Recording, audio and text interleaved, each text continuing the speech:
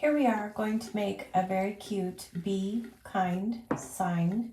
I first painted it mustard yellow, and it's antique gold by Americana Decor. And then I placed the stencil on the board and loaded my stencil brush first, and then I unloaded it. And then here you'll see me using the up and down tapping motion for my stencil. It just kind of depends on which stencil I'm using. I sometimes use the up and down tapping motion, and then sometimes, as you'll see at the end of this, the stenciling part, I use a circular motion. I tend to use the circular motion when it is a smaller stencil, and that's the difference between using those two techniques. Just using the up and down tapping motion as I continue to fill in that space.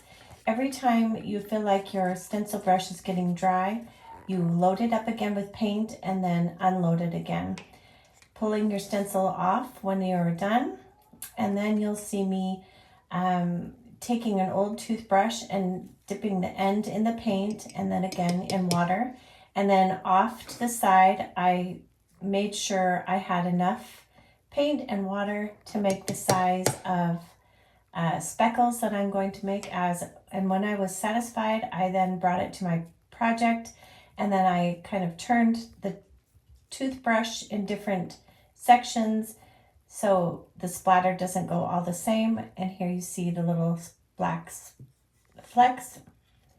Then I'm taking a screwdriver. This is a Phillips head, and I'm making gouges into the front of the stencil, and this just adds interest and makes different little marks. And then I'm taking a hammer and using both ends, first the claw part, and I'm just denting, making dents, and now I'm doing the other side, kind of tapping it all over. And when you stain it, it brings up those different marks